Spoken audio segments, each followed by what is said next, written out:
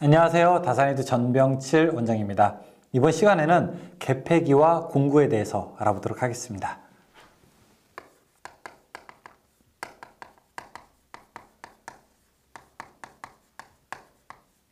일반적으로 우리가 전선을 서로 연결했다가 다시 떼었다가 연결했다가 떼었다가 하려면은 전선만 가지고 하면은 큰일 나죠. 왜냐하면은 아크가 발생하기 때문에 불꽃과 열을 동반하기 때문에 오랫동안 그렇게 하지는 못할 겁니다. 그래서 반드시 우리가 스위치를 사용해야 되는데 그 스위치의 종류가 용량이나 사용 용도에 따라서 여러 가지로 나눌 수 있는 바로 개폐기라는 이름을 가지고 여러분께 이제 소개해 드리려고 합니다.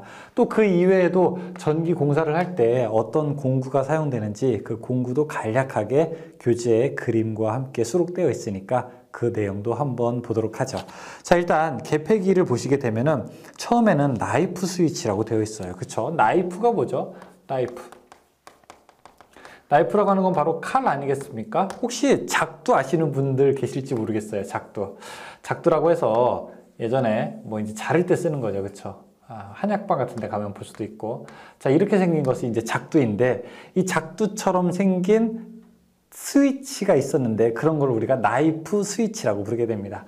이렇게 내렸다 올렸다 내렸다 올렸다. 그런데 이 작두 있는 부분이 도체이어서 전기가 통해서 위험하게 되니까 여기다가 이렇게 커버를 둘러싸게 됐어요. 자, 이렇게 커버를 둘러싸게 된 걸 우리가 커버 나이프 스위치라고 하죠. 커버 나이프 스위치. 예전에 이제 우리가 흔히 두꺼비 집이라고 부르는 것들을 이렇게 나이프 스위치라고도 볼 수 있습니다.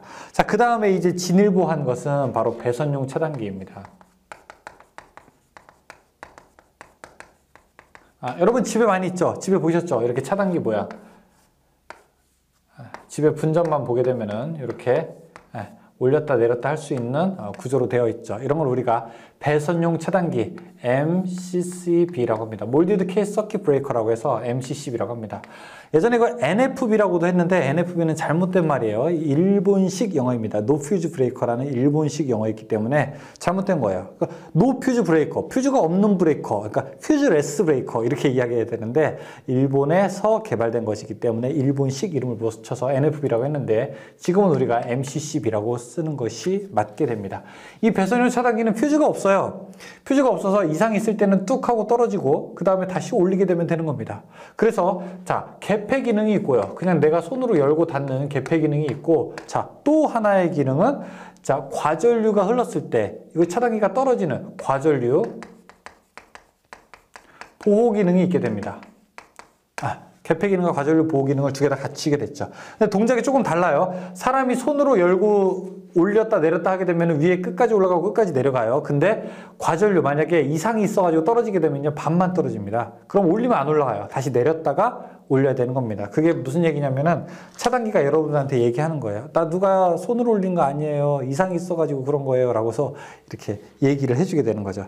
그 다음에 4번에 누전 차단기. 누전이 되었을 때 동작되는 차단기가 누전 차단기인데 이렇게 배선용 차단기에 누전 차단기 동작 기능이 있는 것도 있고요. 자, 이렇게 해서 빨간 점이 있어서 한 달에 한 번씩 이 차단기 내려서 동작을 확인하라고 하는 이런 구조도 있습니다. 예전에 누전 차단기가 비쌌는데 지금 뭐 값이 많이 안 비싸게 되니까 우리가 배선용 차단기에 누전 차단 기능 있는 거를 그냥 막 써버리게 되죠. 다음에 전자개폐기. 전자개폐기는 개폐 조작을 전자석으로 하게 되는 건데 자, 이런 것을 가지고 우리가 주로 유도전동기 같은 거를 동작시킬 때 사용합니다. 이런 것이 바로 전자개폐기가 되겠습니다. 여기에 전원을 투입하게 되면요 이 안에 있는 접점이 동작하게 돼서 위아래가 연결이 되어서 전원의 개폐 동작을 하게 되는 거죠. 보통 큰 부하일 때 사용을 하게 되고 혹은 뭐 전열부하 큰 거라든지 아니면은 우리가 전동기를 돌릴 때 주로 사용을 하게 됩니다. 자, 밑에 이제 스위치 모양도 나와 있게 되네요. 그쵸? 자, 스위치 모양이 나와 있는데 첫 번째, 타임 스위치.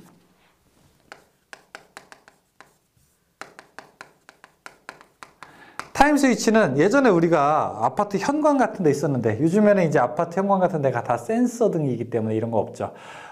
켜는 버튼을 딱 누르게 되면요. 일정 시간 후에 꺼지게 되는 거예요. 그냥 오프 버튼 누르면 그냥 즉시 꺼지게 되는 거고. 자, 타임 스위치의 시간이 시험 문제 나옵니다. 얼마 동안 켜져 있어야 될까요? 만약에 주택이나 아파트 같은 경우에는 3분 이내에 소등되어 와야 된다. 에너지 절약 차원이죠. 그 다음에 여관이나 호텔 같은 데 사용하는 타임 스위치는 1분 이내에 소등되어야 된다. 이렇게 이야기가 나오고 있습니다. 우리 집일 때는 좀 길어요. 자, 조광 스위치, 조도를 조절하는 기능이 있는 거죠. 이렇게 다이얼처럼 돌려서. 다음에 리모컨 스위치, 리모컨으로도 껐다 켰다 할 수 있고, 버튼 눌러서도 껐다 켰다 할 수 있고, 요즘 짓는 이제 아파트들 같은 경우에는 이런 게 이제 내장되어 있는 경우도 많이 볼 수 있습니다. 자, 인체 감지 센서도 있어요. 그쵸? 인체 감지 센서. 아파트에 뭐 현관이라든지, 복도라든지 이런 데는 인체 감지 센서가 있어서 사람이 있는 동안만 불을 켜게 되는 것이죠. 다음에 매입 텀블러 스위치. 자, 매입 텀블러 스위치라고 하는 거는 이런 스위치입니다. 우리 집에 많이 볼 수 있죠. 그쵸? 똑딱똑딱 하는 거. 우리나라는 주로 오른손잡이가 많기 때문에 오른쪽을 눌렀을 때 불이 켜져야 되게 되는 거고, 지금 이거는 스위치가 하나, 둘, 세 개 있기 때문에 이걸 우리가 3구라고 합니다. 하나로 되어 있는 것도 있어요. 그거는 1구, 두 개로 되어 있는 거는 2구가 되는 거죠. 자, 근데 뒤에를 보시게 되면은 뒤에 회로도가 있어요. 회로도를 여러분 잘 보셔야 됩니다. 겉에가 똑같다고 해서 안에 동작까지 같은 건 아닙니다. 자, 스위치 중에서 단로 스위치가 있어요. 단로 스위치는 자, 접속 모양이 이렇게 돼 있어요. 그냥 켤 거냐 말 거냐. 자, 다음에 3로 스위치라고 하는 것도 있어요. 3로 스위치는요, 자, 안에 구조가 이렇게 돼 있어요. 자, 여기에 연결할 거냐, 그 다음에 아래로 연결할 거냐. 길을 선택할 수 있게 되어 있어요. 그 다음에 4로 스위치라고 하는 것도 있어요. 4로 스위치는 두 개를 반듯하게 결선할 거냐, 아니면 두 개를 이렇게 크로스로 결선할 거냐, 이렇게 되어 있는 게 있습니다. 똑딱똑딱 할 때마다. 이거는 똑딱똑딱 할 때마다 온오프, 온오프가 되고요. 3로는 이쪽, 저쪽이 되고요. 4로는 나란히 X, 나란히 X가 됩니다. 어떨 때 쓸까요? 3로 스위치는 이럴 때 씁니다. 2개소 전매를 할 수 있어요. 긴 복도라든지 아니면은 1층에서 2층 올라가는 계단 같은 경우에는 1층에서 올라갈 때 켜고 올라가서 끄고, 2층에서 내려갈 때 켜고 내려와서 끄고, 서로 다른 두 곳에서 점등을 할 수 있게 되는 거죠. 전매를 할 수 있게 되는 거죠. 3로 스위치 구조가 이렇게 되어 있다고 했잖아요. 자, 여기 교류 전원이 있으면은 스위치가 있고, 자, 그 다음에 이 반대편에도 또 스위치를 하나 놔요. 그 다음에 여기다 램프를 둡니다. 그러면은 자, 요렇게 연결되어 있게 되면은 지금은 이제 꺼져 있는 상태죠. 그 다음에 이쪽에서 제가 또 켰어요. 자, S3-1, S3-2 이렇게 할게요. 여기서 또 켰어요. 그러면 이 스위치가 이렇게 되겠죠. 그러면은 전기가 통해서 램프가 짠 하고 점등되는 겁니다. 자, 이쪽에서 딱 켰어요. 그러면 이렇게 연결되니까 불이 꺼지고요. 이쪽에서 온오프 할 수 있고, 저쪽에서 온오프 할 수 있고, 여기서 켜고 여기서 끌 수 있고, 여기서 켤 수 있고, 여기서 끌 수 있게 되는 이런 것을 우리가 2개소 전멸이라고 합니다. 두 군데서. 그러면 스위치 어떤 거 필요해요? 2개소 전멸할 때는 3로 2개가 필요하죠. 3로 스위치 2개.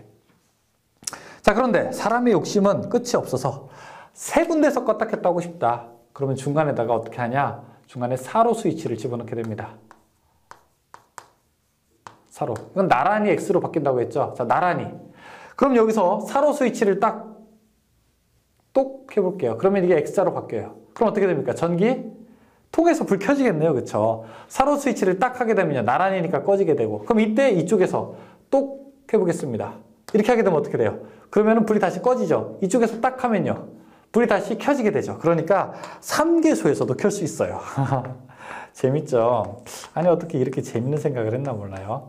3로 2개, 4로 1개로. 네 군데서도 껐다 켰다 할 수 있어요. 중간에 여기다가 4로 스위치를 하나 더 넣으면 됩니다. 이게 똑이죠.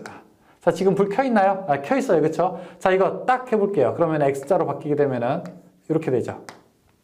그러면은 불 꺼져 있죠. 자, 여기서 딱 했어요. 그러면은 불 켜지죠. 여기서 또 켰어요. 그럼 불 꺼지죠. 여기서 예를 들어 딱 했어요. 그러면 나란히가 되니까 다시 불 켜지게 되는 거죠. 4개소도 가능하죠. 4개소. 3로 2개, 4로 2개. 이렇게 하게 되면은 100개소도 가능해요. 3로 2개, 가운데다가 4로만 넣으면 됩니다. 4로 98개. 4개소에서 전멸하고 싶다. 스위치 어떻게 놔야 되느냐? 3로 2개, 4로 2개 이렇게 집어넣게 되면 됩니다. 아주 재밌는 스위치죠. 그렇죠? 자, 이런 텀블러 매입 스위치가 있고요. 그 다음에 코드 스위치. 코드 스위치라고 해서 전선의 중간에다가 놓는 스위치죠. 다음에 펜던트 스위치라고 해서 예전에 이제 각 개소별 전등 이렇게 우리가 목걸이에 여러분 이렇게 매달리는 걸 펜던트라고 하게 되거든요. 이렇게 돼 있어서 이거를 밀면서 스위치로 사용하는 것이 펜던트 스위치입니다. 이것 예전에 연세 조금 되신 분들은 기억할 건데 막 이렇게 헤딩으로 끄고 발로 차서 끄고 막 이런 것들 집에서 많이 했었죠. 지금은 많이 사용하지는 않는데 예전에는 전등의 개소별 전등으로 많이 사용했었습니다. 다음에 두 번째 접속 기구도 볼 수 있죠. 그렇죠? 자, 지금 소켓이 여러 개 있는데 거기 보시면은 키 소켓이 있어요. 이렇게 돌려서 키는 거고요. 그 다음에 키레스, 키가 없는 소켓을 키레스라고 하고요. 리셉터클, 이게 이제 리셉터클입니다. 보시면은 양쪽에 전선을 2개 연결한 다음에 그 다음에 전구 같은 것을 여기다가 끼워서 사용할 수 있는 거죠. 이런 걸 우리가 리셉터클이라고 하는 거죠. 그런데 키소켓은요 옥내에서는 사용하면 안 돼요. 지금은 옥내에서는 사용할 수 없습니다. 지금은 직부등만 사용할 수 있어요. 그러니까 스위치가 벽에 달라붙어 있거나 그렇게 해야 되는 거지. 자꾸 그 램프에 직접 스위치가 달려있게 되면은 전선이 좀 노화돼 가지고 위험하기 때문에 키레스 소켓은 옥 내에서는 사용하지 않습니다. 밑에 보시면 콘센트와 플러그 있어요. 자, 무접지 플러그, 접지 플러그, 보드 커넥터, 코드 커넥터 보디, 그 다음에 매입 2구 콘센트 집에서 사용하죠. 측면 접지 2구 콘센트, 그 다음에 3구 멀티탭 뭐 이런 것들도 있습니다. 그래서 집에서 사용하는 종류들도 우리가 쉽게 볼 수 있죠. 여러 개 꽂을 수 있는 거 이런 거 멀티탭이라고 하죠. 다음에 공구 보실까요? 공구. 첫 번째는 전선에 굵기를 넣는 겁니다. 와이어 게이지라고 해서 여러분 우리 왜 반지 맞추러 가면은 반지집에서 여러 개 링 여기다 손가락에다 껴보잖아요. 그렇죠? 그래서 반지가 몇 호 정도 하면 되겠구나 알 수 있죠. 역시 와이어 게이지도 마찬가지예요. 와이어 게이지도 동그란한데 여러 개의 구멍이 있어서 거기다가 전선을 끼워봐서 이게 전선이 몇 스퀘어 정도 되는 거구나 라고 이렇게 알게 되는 겁니다. 전선의 굵기를 측정할 때 사용하겠죠. 다음에 버니어 캘리퍼스. 이거는 많이 사용해 보셨죠? 그렇죠? 여기 내경을 잴 수 있고요. 그 다음에 외경도 잴 수 있고요. 그 다음에 어떤 깊이도 잴 수 있는 여러 가지 원리를 가지고 있는 것이 바로 버니어 캘리퍼스입니다. 벤치 있고요. 와이어 스트리퍼. 자, 와이어 스트리퍼. 지금 이 모양으로 볼 수 있죠. 전선에 피복 벗기는 공구죠. 그렇죠? 이것을 사용해서 자른 다음에 탁 벗겨내면 피복만 쏙 빼내게 되죠. 다음에 프레셔 툴, 압착 펜치라고 하게 되는데 뭘 압착시킬 때 우리가 압착 단자라든지 아니면은 터미널 같은 거를 물릴 때 사용하게 되는 겁니다. 다음에 클리퍼. 조금 이제 일반적으로 펜치 같은 걸로 좀 절단하기 어려울 때 굵은 거 우리 클리퍼 이런 절단기로 사용하게 되죠. 스패너. 그 다음에 밴더. 금속관을 구부릴 때 사용하는 공구라고 되어 있죠. 자, 이렇게 고정되어 있는 틀에요. 금속관을 넣고 그 다음에 이 금속관을 잡아당기게 되면은 금속관이 이렇게 구부러지게 됩니다. 금속관을 밴더라고 하는 걸로도 구부리고요. 비슷한 걸로 히키라고 하는 것도 있어요. 밴더는 이렇게 90도 구부리기 전용이고 히키는 90도도 할 수 있고 조금만 구부릴 수도 있는 그런 공구입니다. 파이프 커터, 그 다음에 오스터, 금속관에 나사를 낼 때 사용하는 공구가 되겠습니다. 자, 그럼 문제 한번 보도록 할까요? 1번부터 볼게요. 1번. 전환 스위치의 종류로 한 개의 전등을 두 곳에서 자유롭게 전멸할 수 있을 때 사용하는 거. 아까 어떤 스위치 이용하면 된다고 했었죠? 그렇죠. 3로 스위치죠. 3로. 다음에 2번. 물탱크의 물의 양에 따라 동작하는 스위치로 공장, 빌딩 등의 옥상에 있는 물탱크의 급수 펌프에 설치된 전동기, 운전용 마그네트 스위치와 조업하여 사용하는 것은 플로트 레스 스위치입니다. 플로트 레스 스위치라고 해서 FLS라고 우리가 사용하게 되는데 여러분 전기기능사 실기 가실 때 이거 우리가 사용하게 될 거예요. 그러니까 수위를 컨트롤하게 되는 게 여러분 집에 변기 뚜껑 열어보게 되면은 부표 이렇게 있잖아요. 떠 있는 거. 그렇죠? 그런 것들은 우리가 기계적인 것으로 물의 수위를 검출하게 되는데 전기적으로 전선을 담궈서 이 전선 사이에 전기가 통하는지 안 통하는지 아는 것이 바로 플로트 레스 스위치라고 하는 것이 있습니다. 3번에 물탱크의 물의 양에 따라 동작하는 자동 스위치는 부동 스위치, 그런 걸 부동 스위치라고 합니다. 4번 전등 한 개를 2개소에서 전멸하고자 할 때 3로 스위치 몇 개 필요한가? 3로 2개만 있으면 되죠. 2개소일 때는. 5번에 저압 개폐기를 생략하여도 무방한 개소. 그렇게 개폐해야 하는 것을 생략하여도 무관하다. 3번에 퓨즈의 전원 측에서 분기회로용 과전류 차단기 이후의 퓨즈가 플러그 퓨즈와 같이 퓨즈 교환 시에 어렵죠. 그런데 뒤에만 읽으세요. 충전부에 접촉될 우려가 없을 때 1번은 필요가 있다고 하잖아요. 그렇죠? 2번도 필요가 있다고 그러고 4번도 퓨즈 전원 측 다 필요한 곳이에요. 근데 3번은 접촉될 우려가 없기 때문에 생략해도 괜찮습니다. 6번. 조명용 백열전등을 호텔 또는 여관 객실의 입구에 설치할 때나 일반 주택 및 아파트 각 실의 현관에 설치할 때 사용되는 스위치, 무슨 스위치? 타임 스위치. 7번. 조명용 백열전등을 여관 및 숙박업소에 설치할 때 타임 스위치의 시간은 몇 분 이내에 소등되어야 되는가? 1번, 1분. 8번에 가정용 전등에 사용되는 전멸 스위치를 설치해야 할 위치에 대한 설명으로 가장 적당한 것은 어떻게 되는가? 자, 반드시 어디에 설치하느냐? 전원 측에 설치를 하게 됩니다. 전원 측에 설치를 하게 됩니다.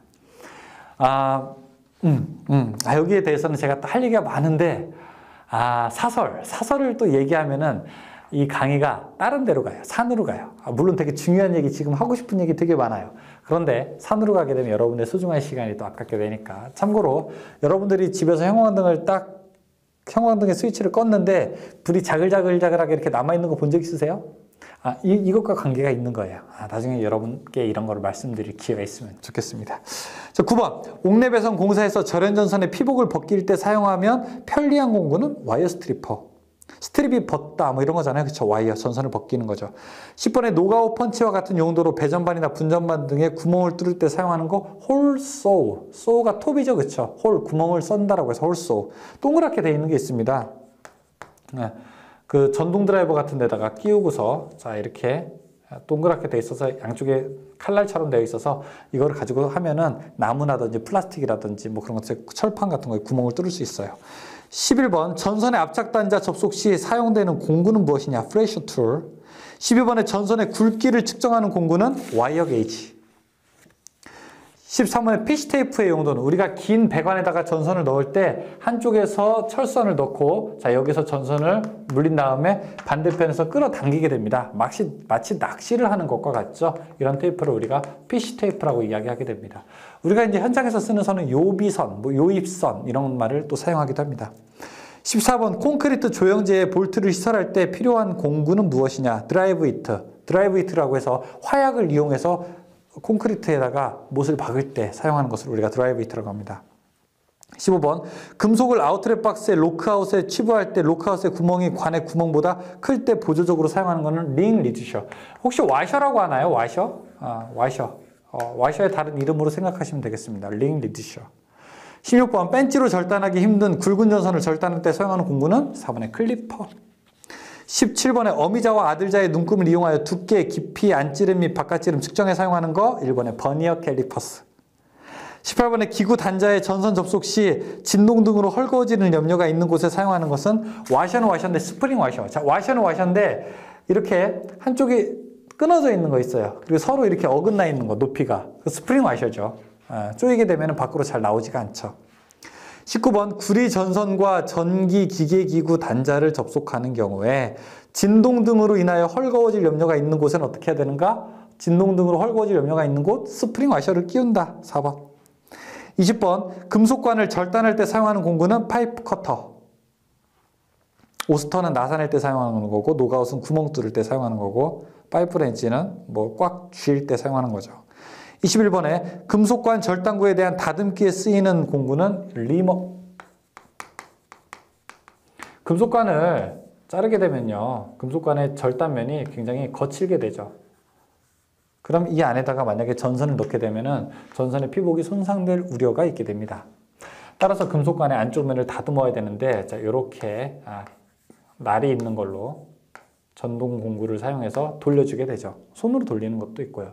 그러면은 전선관의 단면이 이렇게 깔끔하게 안에가 다듬어져서 전선을 넣거나 뺄 때도 피복이 손상되는 것을 막을 수 있습니다. 이런 공구를 우리가 리머라고 합니다.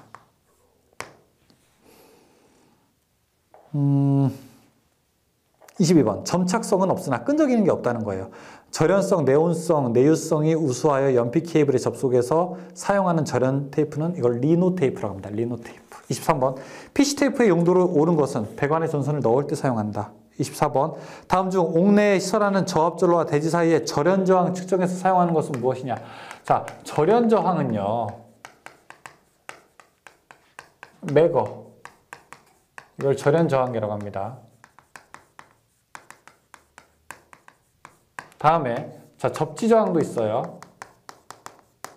접지저항은 어스테스터입니다. 이런 걸 이용하시면 됩니다.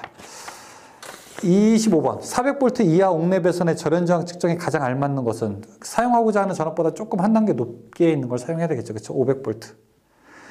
26번. 네온 검전기를 사용하는 목적. 혹시 드라이버 중에서 검전 드라이버라고 해서 살짝 이렇게 불빛 나는 거 본 적 있으세요? 이 안에 전기가 통하는 곳에다 딱 갖다 대면은, 그쵸? 이걸 우리가 검전기, 전기가 있는지 없는지를 확인한다고 해서 검전기라고 합니다. 이 검전기를 사용하게 되면은 전기가 있는지 여부를 확인할 수 있죠. 그러니까 즉 충전 여부, 전하가 있는지를 확인할 수 있게 되는 거죠. 충전 유무를 조사하는 거죠. 2번. 27번. 다음 중 접지저항의 측정에 사용되는 측정기는 접지저항 어스테스터. 28번. 하나의 콘센트에 둘 또는 세 가지의 기계 기구를 끼워서 사용하는 거. 3번의 멀티탭. 29번. 코드 상호, 캡타이어 케이블 상호 접속 시 사용하여야 하는 것은 2번의 코드 접속기가 되겠습니다. 네.